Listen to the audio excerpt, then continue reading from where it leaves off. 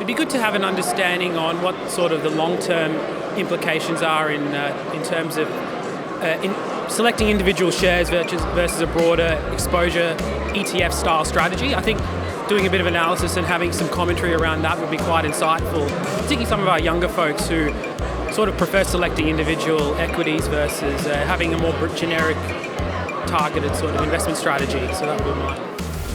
All right, Raheem, thank you for that question. It is a tricky one because there's all different sorts of directions you can go in there.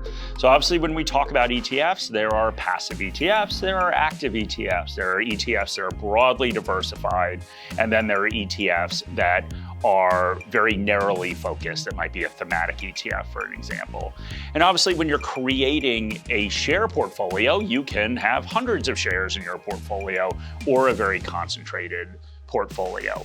But I think what we can do is sit back and look at the different instruments and really what it takes for you to go in there and pick something that will hopefully allow you to achieve your goals. So if you are going in and picking individual shares, you need to think about what is your basis for picking those shares. How are you deciding which share to pick and which share not to pick? And if you have an actual advantage, a security selection advantage, over going out and having a professional do that, whether it's passive or actively managed. If you go and you look at buying ETFs, a lot of the decision making you have then is around asset allocation. Are you going to broadly diversify and have your portfolio look a lot like the broad market? Or are you going to go in there and buy individual thematic ETFs or concentrate in a certain country or industry? And those are really asset allocation decisions. So think again about what you have, what advantages you have in picking those certain ways to tilt your portfolio and using ETFs to do that.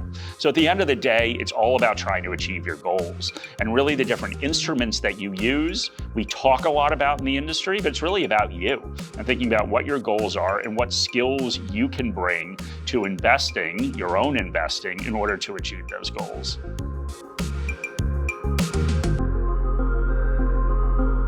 Any advice in this video is general advice or regulated financial advice under New Zealand law prepared by Morningstar Australasia Proprietary Limited and or Morningstar Research Limited without reference to your financial objectives, situation or needs.